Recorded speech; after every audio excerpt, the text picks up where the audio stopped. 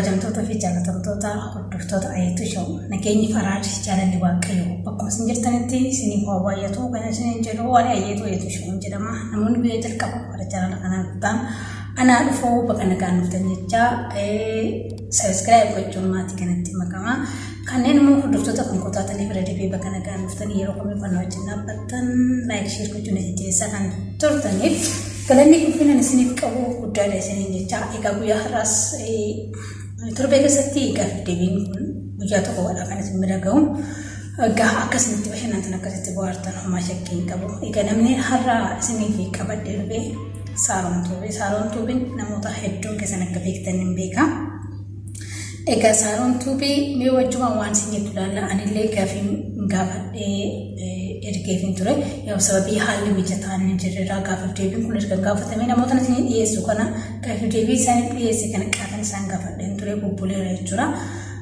garuu sababii haalli naaf hin mijanneen kallattii isaan affeeruu yookaan daayirektii waliin gaaffii deebii godhuu hin dandeenye manumatti hin ergee jechuudha akkuma ijoota guyyoota darbanii irratti argitanii akkasii sababii karaa fi kan turellee jira ergasii wantiin usuun akkas jechuu baadde jiru baay'een isaanii jiru.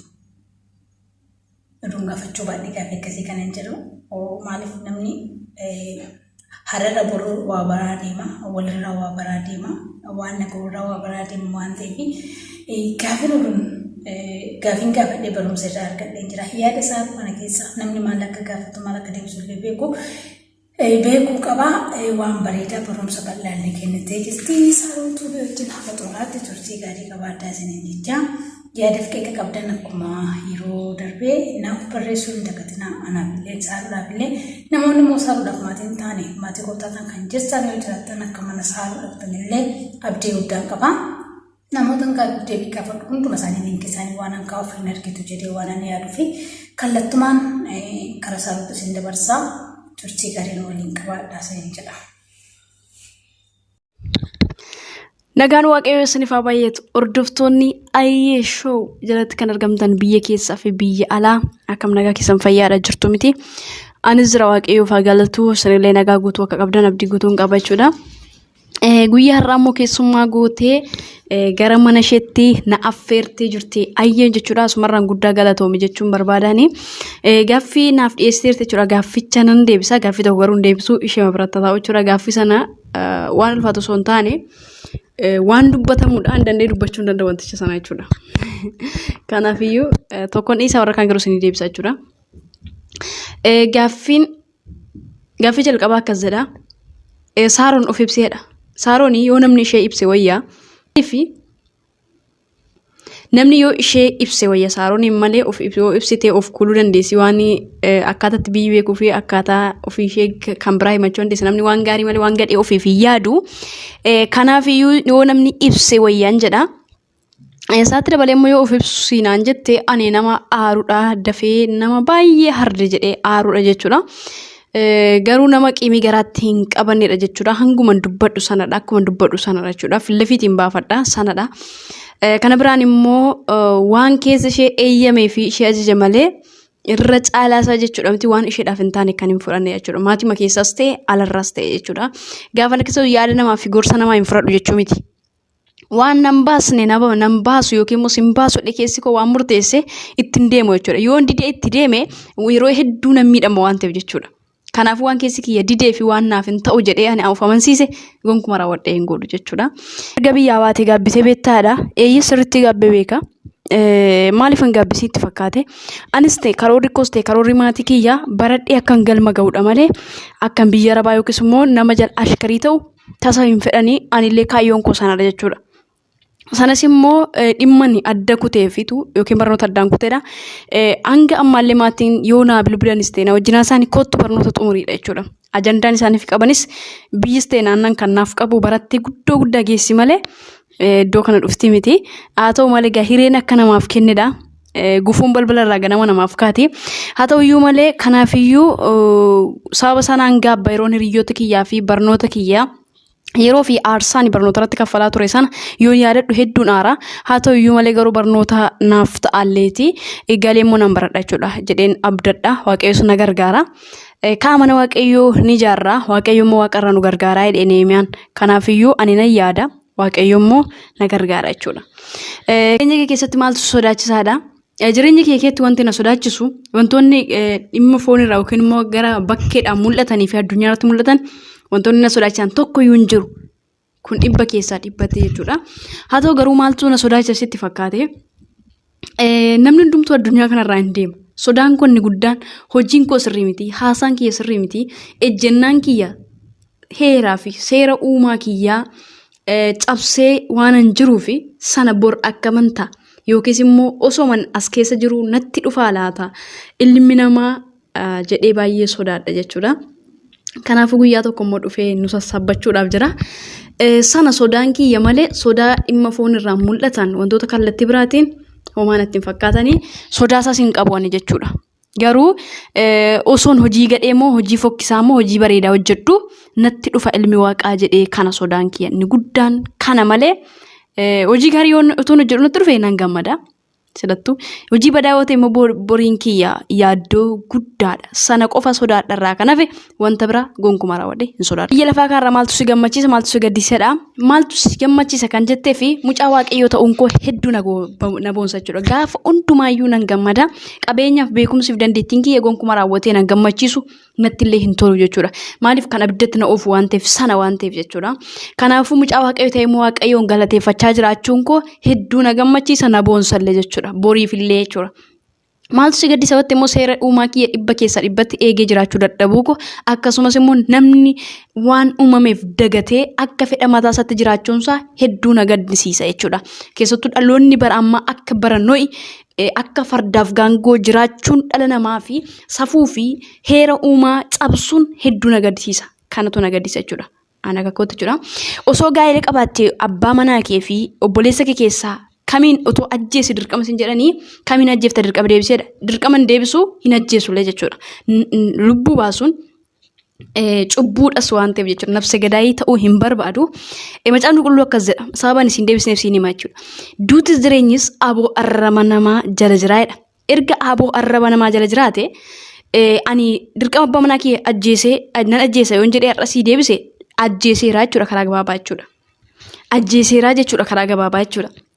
Yoon obboleessa koodhees ajjeeseera karaa gabaabaa jechuudha. Bakka duutis jireenyis aboo arraba namaati waan ta'eef aboo arraba namaa jee waan ta'eef arraba kiyyaan deebise waan ta'eef. Kanaafuu dirqama natti kenname anaan ajjeesan malee ani nama hin ajjeesu. Itoophiyaa akka dhuftu si kakaaseedha. Akkasumas erga dhufte maalirraa baratte yeroo abdii kutattee hin jiru jedha. Si deebisa jechuudha gabaabsee. Maaltu akka Itoophiyaa si kakaasee akka dhuftu yoo kan jedhuufi yeroo sana faarfannaan istiidiyoodhaa qabachuudha. Faarfannaa gosan lafatti gadhiifadhu waan hin qabneef ofii kiyya banee irratti gadhiise jechuudha. Ani YouTube reefaan jalqaba miti tureera jechuudha gabaabsee jechuudha. Seenaan isaa dheeraadha. Kanaafiyyuu yeroo sana namoota hedduu akka kana YouTube'n fayyadamanii lafatti faarfannaa kiyya gadhiifadhu qabu waan ta'eef sanuu reefan ol lafaa ol dhufa waan ta'eef jedheen akkuma baneen subscribe tokko osoo hin qabaatiin faarfannaa kiyyan irratti gadhiifadhe achumarraa kaasee hojiiwwan wangeelaa irratti hojjechuu jalqabe jechuudha. Akka ammaa kan addaan kuteen abbalaashofne jechuudha. Kanadha. Maalirraa baratteedhe yoo itti dura dhugaa jirtu dubbannee duuna jechuudha. Dura waan hedduu irraa baradheen jechuudha. Ittiin hin boonallee jechuudha. Waan na balleessoo hin taane waan na barbaachisuu fi na fayyadu hedduu irraa baradhee amma garuu cubbuu fi naaffaa waan sirrii hin taane waan jibbisiisaa irraan shaakale. Sunis immoo hidhatarraa kan ka'e malee akkasumaan miti jechuudha. Garuu sana keessatti fakkeenyaaf hundumti keenya jechuudha amti YouTube kanarratti wantoota nuti gochaa oolu hundumtuyyuu waan seera uumaa keenya yookiin waaqa keenya cabsudha jechuudha. Kanaafan cubburraa shaakaleen jedha gabaabsee jechuudha. Garuu sanas dhiyeenya kanatti akkas ta'e malee dura garuu waan hedduurraa baradhe jechuudha. Yeroon sagalee waaqaa irratti hojjechaa ture jechuudha. Ammas nan deebi'een abdii qaba. Akkasuma immoo yeroo abdii kutatteedha. Yeroo itti abdii kutadhe ani YouTube irraa bu'aa guddaa yookiis immoo abdii kutadhaaf kana osoo hin taane sababa akkuma siin jedhe sanaafan banee ergasii hojii wangeelaa irratti hojjedhe. Isaasitti garuu yeroo dheeraatti dadhabee booddee yeroo inni adabame keessatti hedduu tokko gaddee maaliif hin gaddisitti fakkaate abdii kutaa osoo hin taane wanta hojjedhe maaliif akkas ta'e namoonni hedduun immoo wantoota chaanaalii kirimuuf ta'an ani chaanaalii sun munii ta'uu hafee garuu sagalee waaqa ofarratti gadhiifachuuf hedduu gammada ture jechuudha. Sababa sana hedduu yeroo sanatti dhagaame maaliif dadhabbiin akkasumallee sagalee waaqa ciree hin gubataa kan jiru yaaddee kana information hedduu garaagaraa ammoo yeroo baay'ee borcamaadha waan ta'eef jechuudha. Shamarras ta'e dhiirota YouTube irraa eenyuun dinqisiifattaadha garuu warra ammaa fi warra duraatti addan baasne osoo lamaan isaanii osoo nagaafatte nan adda baasachuu sababiin isaayyoon yuutuubaroota warra duraas warra ammas wantoota ajaa'ibsiifadhu nan qaba waan ta'eef jechuudha. Erga akkas ta'e egaa mataa irraatii mitiire kanan jalqabu jechuudha. Mataa jalqabaan siif kaasaa Abduu Mobile Appii ammallee hordoftoota 100 ol kan qabu hedduu ajaa'ibsaadha wantoota hedduu kan na barsiise keessa bilbilaayyuu isa jechuudha. Walti dhiyaa soo baadhuu malee wantoota inni barsaa ture hedduu na boonsanii jiru jechuudha. Kanaaf tokko isa si jechuu danda'a namoota hedduutu jira kanneen akka Reedii Adam Shimeemaan warrooti ammallee jiru waan ta'eef warroonni keessattuu warroonni amma hardiidha hin qabamne jechuudha. Dhugaa dubbachuu yoo ta'e jechuudha. Ganaa warra duraa caalaa akka hojjetan abdii guutuu qaba jechuudha. Kanadha.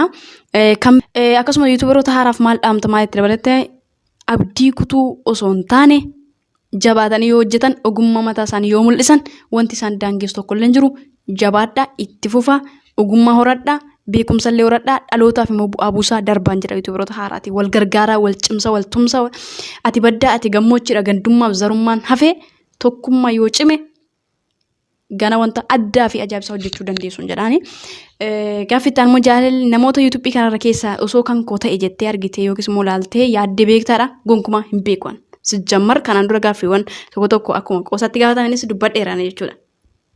Qoosaan kiyyaaf dhugaan kiyya waan adda bahee badaa hin beekamu malee jechuudha. Kanaaf namoota yuutuubii kanarraa gonkumaa sijjammaris eenyutu jiras naaf ta'as jedhee gara gaa'elaatti yaadee hin beeku. Kun dhugaa jirtudha waaqayyo keessa kiyya kan beeku malee kan koo ta'aa jedhee lakki yaadee hin beekusi fiqir ayiniinis nan qabu yanaa yoomiyyuu taanaan jaalalli ijaa nan qabu yoo onneen kiyya jaallatte malee jechuudha. Itti aanuma mudannoo kee yeroo kamuun daganneedha mudannoo hedduu qaba jechuudha garuu caafamaanis ni hima.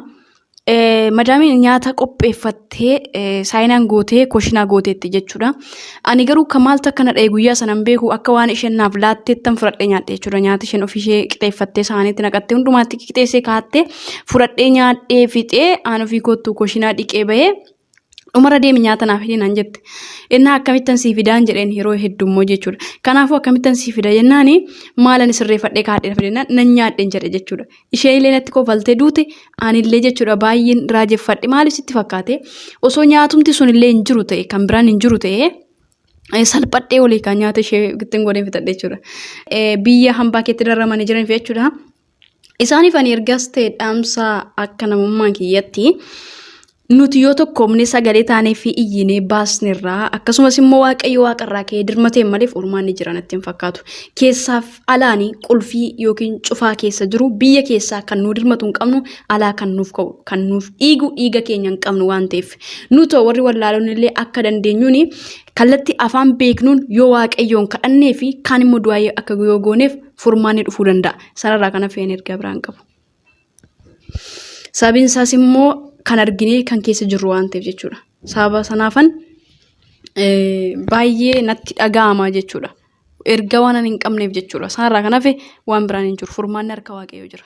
Kabajamtoota fi daawwattoota hordoftoota keenya qophiin keenya guyyaa irratti qabannee kana fakkaata. Sa'a wajjin turtii bareedaa akka qabaattan homaa shakkii hin qabu. Akkasiin isiniin jedha. Egaa barumsa bareedaa yaada bareedaa irraa dubbattee jirti waan ta'eef dhugaa dubbachuuf hedduu wanti barumsa gaggaarii ta'e yaada bareedaa kaastee jirti. Saawwatillee yeroo kan kiyaarsanaaf guutee gaaffii kanaaf deebinaaf dhiyeessuu keetii guddaa galatoomii anillee waa hedduu akka irraa bareenne oofamanaa isinillee immoo akka waan barattan homaa shakkii hin qabu. Guyyaa har'aaf sagantaan keenya asumarratti xumuree jira. Guyyaa biroo immoo waa birootti akka walitti deemutti turtii gaarii qabaadhaa isin jecha namni saaruuf maatiin taane liinkii diskiripshinii isin kaa'aa yookaan koomentii jalqabaadha jechuudha. Sabiskiraayib godhaa namni jira hin taaneef yoo jiraattanii hunduma keessanuu guddaan isin jaalladhaa guddaan isin kabajaa. Guyyaa biraa immoo waa biraatti walitti deebinaa. Agasiif turtii gaarii baay'ee.